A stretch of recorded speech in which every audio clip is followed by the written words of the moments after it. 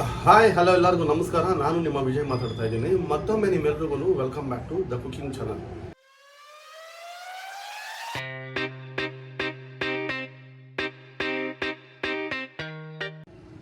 ಇವತ್ತು ನಾನು ಈ ವಿಡಿಯೋದಲ್ಲಿ ನಿಮ್ಗೊಂದು ಬಹಳ ಡೆಲಿಷಿಯಸ್ ಆಗಿರುವಂಥ ಚಿಕನ್ ಕರಿನ ಹೇಗೆ ಮಾಡಬೇಕು ಅನ್ನೋದನ್ನ ನಾನು ಇವತ್ತು ನಿಮಗೆ ತೋರಿಸ್ಕೊಡ್ತಾ ಇದ್ದೀನಿ. ಬಹಳ ವೆರೈಟಿನಲ್ಲಿ ನಾವು ಕೂಡ ಚಿಕನ್ ಕರಿಗಳನ್ನ ಮಾಡಿದ್ದೀವಿ. ಆದರೆ ಇವತ್ತು ನಾನು ತೋರಿಸ್ತಾ ಇರೋಂಥ ಈ ವೆರೈಟಿ ಬಂದು ಬಹಳ ಯೂನಿಕ್ ಆಗಿರ್ತಾರೆ ಮತ್ತೆ ತಿನ್ನೋದಕ್ಕೆ ಕೂಡ ಅದ್ಭುತವಾಗಿರುವಂಥ ಒಂದು ರುಚಿಕರವಾಗಿರುವಂಥ ಈ ಚಿಕನ್ ಕರಿನ ಈಗ ಮಾಡೋದು ಹೇಗೆ ಮತ್ತೆ ಅದನ್ನ ಮಾಡೋದಕ್ಕೆ ಬೇಕಾಗಿರುವಂಥ ಪದಾರ್ಥಗಳು ಏನೇನು ಅನ್ನೋದನ್ನ ನೋಡಿಕೊಂಡು ಆಮೇಲೆ ಈ ವಿಡಿಯೋನ ಶುರು ಮಾಡೋಣ ಬನ್ನಿ. ಮೊದಲನೇದಾಗಿ ಇದಕ್ಕೆ ಬೇಕಾಗಿರುವಂಥ ಪದಾರ್ಥಗಳನ್ನ ನೋಡ್ಕೋಣ. ಅರ್ಧ ಕೆಜಿ ಅಷ್ಟು ಚಿಕನ್ನ ನೀಟಾಗಿ ತೊಳೆದು ಇಟ್ಕೊಂಡಿರುವಂಥದ್ದು, 1 ಟೀ ಸ್ಪೂನು ಖಾರ ಪೌಡ್ರು, 1 ಇಂಚು ಚಕ್ಕೆ, 4 ಲವಂಗ, 4 ಏಲಕ್ಕಿ, 1.5 ಈರುಳ್ಳಿನ ನೀಟಾಗಿ ಕಟ್ ಮಾಡಿ ಇಟ್ಕೊಂಡಿರುವಂಥದ್ದು, 50 ml ಅಷ್ಟು ಎಣ್ಣೆ, ಅರ್ಧ ಟೀ ಸ್ಪೂನು ಅರಿಶಿನ, 1 ಟೀ ಸ್ಪೂನ್ ಅಷ್ಟು ಉಪ್ಪು, ಧನಿಯಾ ಪೌಡ್ರು 1 ಟೀ ಸ್ಪೂನು, 15ರಿಂದ 20 ಗೋಡಂಬಿ, ಒಂದು 6 ಸೈಜಿನ ಟೊಮಾಟೋನ ನೀಟಾಗಿ ಚಾಪ್ ಮಾಡಿ ಇಟ್ಕೊಂಡಿರೋದು, 1 tea spoon garlic ginger paste, 2 ಕಡ್ಡಿ ಅಷ್ಟು ಕರಿಬೇವು, ಅರ್ಧ ಟೀ ಸ್ಪೂನು ಜೀರಾ ಪೌಡ್ರು, ಆಮೇಲೆ ಮನೆಯಲ್ಲೇ ಮಾಡಿ ಇಟ್ಕೊಂಡಿರುವಂತ ಖಾರ ಪೌಡ್ರು. ಇದು ಬಹಳ ಚೆನ್ನಾಗಿರ್ತದೆ. ಇದನ್ನ ಯಾಕೆ ಮಾಡಬೇಕು ಏನು ಅನ್ನೋದನ್ನ ಶೀಘ್ರದಲ್ಲೇ ಇದನ್ನ ಇಂಗ್ರೀಡಿಯೆಂಟ್ಸ್ ಎಲ್ಲ ತೋರಿಸ್ತೀನಿ ನಾನು. ಈಗ ಇಷ್ಟನ್ನೆಲ್ಲ ತಗೊಂಡು ಆದ್ಮೇಲೆ ಇದನ್ನ ಉಪಯೋಗಿಸ್ಕೊಂಡು ಏನ್ ಮಾಡಬೇಕು ಅನ್ನೋದನ್ನ ಈಗ ನೋಡ್ತಾ ಹೋಗೋಣ. ಎಲ್ಲದಕ್ಕಿಂತ ಮೊದಲನೇದಾಗಿ ಈಗ ಇದನ್ನ ಒಂದು 20 ml ಅಷ್ಟು ನೀರನ್ನ ಹಾಕೊಂಡು ಒಂದು ಜಾರ್ನಲ್ಲಿ ತಗೊಂಡು ಮೊದಲನೇದಾಗಿ ಇದನ್ನ ಪೇಸ್ಟ್ ಮಾಡ್ಕೊಬೇಕು. ಆಮೇಲೆ ಇದನ್ನೆಲ್ಲ ನೀಟಾಗಿ ಕೈನಲ್ಲೇ ಕುಟ್ಕೊಂಡು ಇದನ್ನ ಪೌಡರ್ ಮಾಡಿ ಇಟ್ಕೊಳ್ಳೋಣ. ಗೋಡಂಬಿನ ನೀಟಾಗಿ ಪೇಸ್ಟ್ ಮಾಡ್ಕೊಂಡಿದ್ದೀನಿ. ಇನ್ನು ಮಿಕ್ಕಿದಂತ ಮಸಾಲಾ ಪದಾರ್ಥಗಳನ್ನ ನೀಟಾಗಿ ಕುಟ್ಟಿಕೊಂಡೆ. ಮೊದಲನೇದಾಗಿ ಒಂದು ಸ್ಟವ್ ಹಚ್ಕೊಂಡಿದ್ದೀನಿ. ಸ್ಟವ್ ಮೇಲೆ ಮಣ್ಣಿಂದ ಕಡಾಯಿ ಇಟ್ಟಿದ್ದೀನಿ. ಕಡಾಯಿ ಸ್ವಲ್ಪ ಬಿಸಿ ಆಗೋದಕ್ಕೋಸ್ಕರ ಇಟ್ಕೊಂಡಿದ್ದೀನಿ. ಕಡಾಯಾಗ ಬಿಸಿ ಆಗಿದೆ. ಇದ್ದಂತ 50ರಿಂದ 60 ml ಅಷ್ಟು ಎಣ್ಣೆನ ಇದಕ್ಕೆ ಈಗ ಸೇರಿಸ್ಕೊಂತಾ ಇರೋದು. ಎಣ್ಣೆ ಸ್ವಲ್ಪ ಬಿಸಿ ಆಗಲಿ. ಇವತ್ತು ಮಾಡ್ತಾ ಇರುವಂತ ಚಿಕನ್ ಕರಿನಲ್ಲಿ ಸ್ವಲ್ಪ ಎಣ್ಣೆ ಸ್ವಲ್ಪ ಜಾಸ್ತಿನೇ ಇರ್ತದೆ. ಈಗ ಎಣ್ಣೆ ಬಿಸಿಯಾಗಿ ಆಯ್ತು.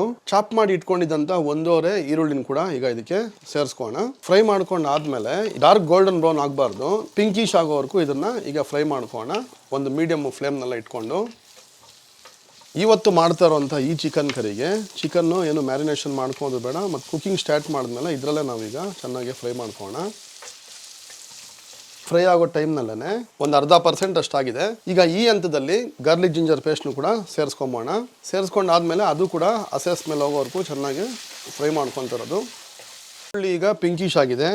ಈಗ ತೊಳೆದಿಟ್ಕೊಂಡಿದ್ದಂಥ ಚಿಕನ್ನ ಕೂಡ ಅರ್ಧ ಕೆಜಿ ಅಷ್ಟು ಸೇರಿಸ್ಕೊತಾ ಇರೋದು. ಸೇರಿಸ್ಕೊಂಡಾದ್ಮೇಲೆ ಪೂರ್ತಿಯಾಗಿ ಈ ರೀತಿ ಸ್ವಲ್ಪ ಕಲರ್ ಚೇಂಜ್ ಆಗೋವರೆಗೂ ಇದೇ ರೀತಿ ಫ್ರೈ ಮಾಡ್ಕೋಣ. ನಾವು ಎಣ್ಣೆಯಲ್ಲೇ ಫ್ರೈ ಮಾಡ್ಕೊಳೋದ್ರಿಂದ ನಾವು ಮ್ಯಾರಿನೇಷನ್ ಮಾಡೋದೇನೋ ನೆಸೆಸಿಟಿ ಇಲ್ಲ. ಒಂಚೂರು ಚಿಕನ್ ಎಲ್ಲ ಕಲರ್ ಚೇಂಜ್ ಆಗಲಿ. ಈಗ ಈ ಹಂತದಲ್ಲಿ ಕರಿಬೇವಿನ ಸೊಪ್ಪನ್ನು ಕೂಡ ಸೇರಿಸ್ಕೊಂಬೋಣ. ಸೇರಿಸ್ಕೊಂಡು ಒಂದ್ಸರಿ ಮಿಕ್ಸ್ ಮಾಡ್ಕೊಂಡಿದ್ದೀರ. ಈಗ ಬಣ್ಣ ಚೇಂಜ್ ಆಗಿದೆ. ಈಗ ಇದಕ್ಕೆ ಅರಿಶಿನ ಪೌಡ್ರನ್ನ ಹಾಕ್ಕೊತಾ ಇರೋದು. ಕಲ್ಲುಪ್ಪು ಸುಮಾರು 1 ಟೀ ಸ್ಪೂನ್ನಷ್ಟು ಸ್ವಲ್ಪ ಕಮ್ಮಿ ಹಾಕೋಣ. ಇನ್ನೂ ಸ್ವಲ್ಪ ಮಿಕ್ಕೊಂಡ್ರೆ ಆಮೇಲೆ ಬೇಕಾದ್ರೆ ಹಾಕೊಬೋದು. ಚಿಲ್ಲಿ ಪೌಡ್ರನ್ನ ಕೂಡ ಹೀಗೆ ಹಾಕ್ಕೊತಾ ಇರೋದು. ಮಾಡಿರೋಂಥ ಮಸಾಲಾ ಪೌಡ್ರನ್ನ ಕೂಡ ಹಾಕ್ಕೊಂಡಿದ್ದೀನಿ. ಧನಿಯಾ ಪೌಡ್ರು, ಜೀರಿಗೆ ಪೌಡ್ರು ಇಷ್ಟನ್ನು ಹಾಕ್ಕೊಂಡು ನೀಟಾಗಿ ಒಂದ್ಸರಿ ಮಿಕ್ಸ್ ಮಾಡ್ಕೊಂಬೋಣ.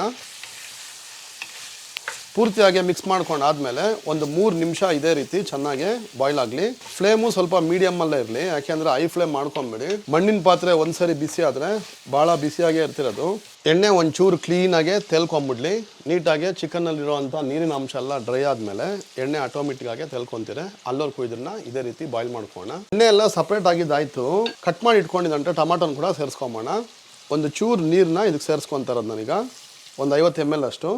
ಒಂದ್ಸರಿ ಪೂರ್ತಿಯಾಗಿ ಮಿಕ್ಸ್ ಮಾಡಿಕೊಂಡು ಟೊಮಾಟೊ ಕಂಪ್ಲೀಟಾಗಿ ಸಾಫ್ಟ್ ಆಗೋವರೆಗೂ ಇದನ್ನ ಈಗ ಬಾಯ್ಲ್ ಮಾಡ್ಕೊಬೇಕು. ಈಗ ಇದ್ರ ಮೇಲೆ ಒಂದು ಲಿಡ್ ಕ್ಲೋಸ್ ಮಾಡಿ ಸುಮಾರು ಒಂದು 3 ನಿಮಿಷ ತಗೋಣ. ಲಿಡ್ನ ಓಪನ್ ಮಾಡ್ಕೋಣ. ಒಂದ್ಸರಿ ಕಲಿಸ್ಕೊಂಡು ಟೊಮಾಟೊ ಇನ್ನೊಂದು ಚೂರು ಸಾಫ್ಟ್ ಆಗೋಸ್ಕೋಸ್ಕರ ಇಟ್ಕೋಣ. ಸೆಂಟ್ರ್ನಲ್ಲಿ ಸ್ವಲ್ಪ ಹಿಂಗೆ ಓಪನ್ ಮಾಡಿ ಲಿಡ್ನ ಓಪನ್ ಮಾಡಿಕೊಂಡು ಒಂಚೂರು ಹಿಂಗೆ ತಿರ್ಸ್ಕೊಬೇಕು. ಒಂದೊಂದ್ಸರಿ ತಳ ಅಂಟೋ ಅಂತ ಚಾನ್ಸಸ್ ಇರ್ತದೆ. ಟೊಮಾಟೊ ಇನ್ನೊಂದು ಚೂರು ಈಗ ಬಾಯ್ಲ್ ಆಗಲಿ. ಪೂರ್ತಿಯಾಗಿ ಬಾಯ್ಲ್ ಆದಮೇಲೆ ಈಗ ರುಬ್ಬಿಟ್ಕೊಂಡಿದ್ದಂಥ ಗೋಡಂಬಿ ಪೇಸ್ಟ್ನ ಕೂಡ ಸೇರಿಸ್ಕೊತಾ ಇರೋದು. ಗೋಡಂಬಿ ಪೇಸ್ಟ್ ಹಾಕೊಂಡಾದ್ಮೇಲೆ ರುಬ್ಬಿದ್ವಲ್ಲ ಆ ಜಾರ್ನಲ್ಲಿ ಸುಮಾರು ಒಂದು 50 ml ಅಷ್ಟು ನೀರನ್ನು ಕೂಡ ಹಾಕ್ಕೊಂಡು ನೀಟಾಗಿ ಕಲಸಿಕೊಂಡಿದೆ. ಅದನ್ನು ಕೂಡ ಸೇರಿಸ್ಕೊಂಡು ಒಂದ್ಸರಿ ಮಿಕ್ಸ್ ಮಾಡ್ಕೋಣ. ಗೋಡಂಬಿ ಹಾಕೋದ್ರಿಂದ ನಮಗೆ ಚಿಕನ್ ಈ ಕರಿ ಇದೆಯಲ್ಲ ಇದು ಭಾಳ ತಿಕ್ಕಾಗಿ ಭಾಳ ಫ್ಲೇವರ್ ಆಗಿರ್ತದೆ. ಮತ್ತು ತೆಂಗಿನಕಾಯಿ ರುಬ್ಬಿ ಹಾಕ್ಕೊಂಡು ಮಾಡ್ತೀವಲ್ಲ ಆ ರೀತಿ ಇರೋದಿಲ್ಲ. ಇದು ಭಾಳ ಅಂದರೆ ಭಾಳ ಚೆನ್ನಾಗಿರ್ತದೆ. ಒಂದ್ಸರಿ ಈ ರೀತಿ ನೀವು ಟ್ರೈ ಮಾಡ್ಕೊಂಡು ನೋಡಿ. ಎಲ್ಲ ತಿರ್ಗ್ಸಾದ್ಮೇಲೆ ಈಗ ಇದನ್ನ ಸುಮಾರು ಒಂದು 2 ರಿಂದ 3 ನಿಮಿಷವರೆಗೂ ಇದೇ ರೀತಿ ಬಾಯ್ಲ್ ಆಗೋದಕ್ಕೋಸ್ಕರ ಇಟ್ಕೊಳ್ಳೋಣ. ಈಗ ಒಂದು 2 ರಿಂದ 3 ನಿಮಿಷ ಆಯ್ತು, ಚೆನ್ನಾಗಿ ಕುದೀತಾ ಇದೆ. ಸಾರು ಎಷ್ಟು ತಿಕ್ಕಾಗಿದೆ. ಇವಾಗ ಒಂದ್ಸರಿ ಕಲ್ಸ್ಕೊಂಡಾದ್ಮೇಲೆ ಉಪ್ಪು ಆಗಿದೆ ಏನೋ ಅನ್ನೋದನ್ನ ಕರೆಕ್ಟಾಗಿ ಒಂದ್ಸರಿ ಚೆಕ್ ಮಾಡ್ಕೊಳ್ಳೋಣ. ಈಗ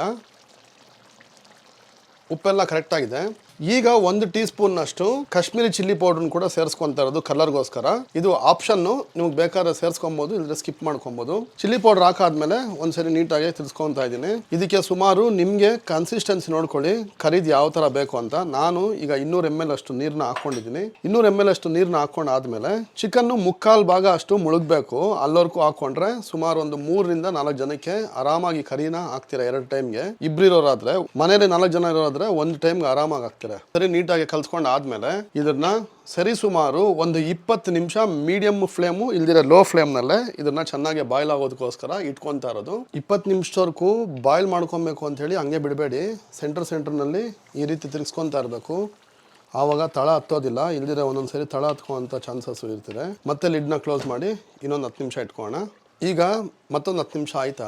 ಎಣ್ಣೆ ಹಾಕದ ಆದ್ಮೇಲೂ ಕೂಡ ನಿಮ್ಗೆ ಇಲ್ಲಿ ಎಣ್ಣೆ ನಿಮ್ಗೆ ಎಲ್ಲೂ ತೇಲ್ಕೊಳ್ತಾ ಇಲ್ಲ. ಯಾಕೆಂದ್ರೆ ನಾವು ಗೋಡಂಬಿ ಹಾಕಿರ್ತೀವಲ್ಲ, ಆ ಗೋಡಂಬಿ ಎಲ್ಲ ಎಣ್ಣೆನ ಹೊಡೆದು ಬಿಡ್ತಿದೆ. ಈಗ ಕೈನಲ್ಲಿ ಕುಟ್ಟಿ ಇಟ್ಕೊಂಡಿದ್ನಲ್ಲ ಆ ಮಸಾಲಾ ಪೌಡ್ರನ್ನ ಸೇರಿಸ್ಕೊಳ್ಳೋಂಥ ಸಮಯ ಬಂತು. ಈಗ ಮಸಾಲಾ ಪೌಡ್ರು ಇದನ್ನ ಕೈನಲ್ಲಿ ಕುಟ್ಟಿದಂತ ಹಾಕೊಂಡು ಆದ್ಮೇಲೆ ಒಂದ್ಸರಿ ಮಿಕ್ಸ್ ಮಾಡ್ಕೊಂಡು ಇನ್ನೊಂದು 3 ನಿಮಿಷ ಇದೇ ರೀತಿ ಬಾಯ್ಲ್ ಆಗೋದಕ್ಕೋಸ್ಕರ ಇಟ್ಕೊಳ್ಳೋಣ. ಉಪ್ಪೊಂದು ಸರಿ ಕರೆಕ್ಟ್ ಇದೆಯಾ ಅಂತ ಈ ಹಂತದಲ್ಲೇ ನೋಡ್ಕೊಳ್ಳಿ. ಉಪ್ಪೆಲ್ಲ ಕರೆಕ್ಟ್ ಆಗಿದೆ.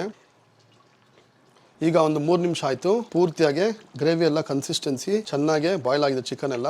ಆಮೇಲೆ ಗ್ರೇವಿನೆಲ್ಲ ನೀರೆಲ್ಲ ಹೋಗಿ ಗಟ್ಟಿಯಾಗಿದೆ. ಈಗ ಈ ಹಂತದಲ್ಲಿ ಫ್ರೆಶ್ ಕೊತ್ಮೀರಿನ ಒಂದು ಚೂರು ಹಾಕೊಂಬೋಣ. ಹಾಕೊಂಡು ಸ್ಟವ್ನ ಟರ್ನ್ ಆಫ್ ಮಾಡ್ಕೊಂತ ಇರೋದು. ಇದನ್ನ ಹಾಕೊಂಡ್ ಆದ್ಮೇಲೆ ಕಲಿಸ್ಬೇಡಿ, ಸುಮ್ಮನೆ ಒಂದು ರೀತಿ ಅನ್ಕೊಂಡು ಕೊತ್ಮೀರಿದು ಫ್ಲೇವರು ಚೆನ್ನಾಗಿ ಇಟ್ಕೊಂಡು ಲಿಡ್ನ ಕ್ಲೋಸ್ ಮಾಡಿ ಒಂದು 10 ನಿಮಿಷಕ್ಕೆ ಹೀಗೆ ಬಿಟ್ಬೋಣ. ಈಗ ಒಂದು 10 ನಿಮಿಷ ಹೀಗೆ ಬಿಟ್ಟಿದ್ದೆ. ಎಣ್ಣೆಲ್ಲ ನೋಡಿದ್ರಲ್ಲ ಎಷ್ಟು ನೀಟಾಗಿ ತೇಲಿದೆ. ಇದನ್ನ ಒಂದ್ಸರಿ ನೀಟಾಗಿ ಮಿಕ್ಸ್ ಮಾಡ್ಕೊಂಡಾದ್ಮೇಲೆ ಈಗ ಇದನ್ನ ಅನ್ನ ಜೊತೆಲಾಗಿರ್ಬೋದು, ಚಪಾತಿ ಇಲ್ದಿರ ಪರೋಟ ಜೊತೆಲಿ ಸರ್ವ್ ಮಾಡಿಕೊಂಡು ಈ ರೆಸಿಪಿ ಒಂದ್ಸರಿ ನೀವು ಕೂಡ ಟ್ರೈ ಮಾಡ್ಕೊಳ್ಳಿ ಅಂತ ಹೇಳ್ತೀನಿ. ಈ ಕರಿ ನಾವು ವೈಟ್ ರೈಸ್ ಜೊತೆಯಲ್ಲಿ ಬಹಳ ಅದ್ಭುತವಾಗಿರ್ತಾರೆ. ಈ ಟೇಸ್ಟ್ ಅಂತೂ ಯಾಗಿತ್ತು ಏನು ಅನ್ನೋದನ್ನ ಕಮೆಂಟ್ ಬಾಕ್ಸ್ ನಲ್ಲಿ ತಿಳಿಸಿ. ಇವತ್ತಿನ ಈ ವಿಡಿಯೋನ ಮುಗಿಸ್ತಾ ಇದ್ದೀನಿ. ಈಗ ಇದನ್ನ ನೀಟಾಗಿ ಸರ್ವ್ ಮಾಡಿಕೊಂಡು ರೈಸ್ ನಲ್ಲಿ ತಿನ್ನೋದಕ್ಕೆ ಭಾಳ ಚೆನ್ನಾಗಿರ್ತದೆ. ಎಷ್ಟು ಗ್ರೇವಿ ಎಲ್ಲ ನೋಡಿ ಎಷ್ಟು ಡೆಲಿಷಿಯಸ್ ಆಗಿದೆ ಅಂದರೆ ಅಷ್ಟು ಟೇಸ್ಟಿ ಆಗಿರ್ತದೆ. ಮತ್ತೆ ಭಾಳ ಎಮ್ಮೆ ಆಗಿರ್ತದೆ. ಸಾರಂತೂ ಭಾಳ ಚೆನ್ನಾಗಿದೆ. ಎಲ್ಲರೂ ಮಸ್ಟ್ ಟ್ರೈ. ನೋಡಿದ್ರಲ್ಲ ಇವತ್ತಿನ ಈ ಚಿಕನ್ ಕರಿ ಹೇಗಿತ್ತು ಏನು ಅನ್ನೋದನ್ನ ಕಮೆಂಟ್ ಬಾಕ್ಸ್ ನಲ್ಲಿ ತಿಳಿಸಿ.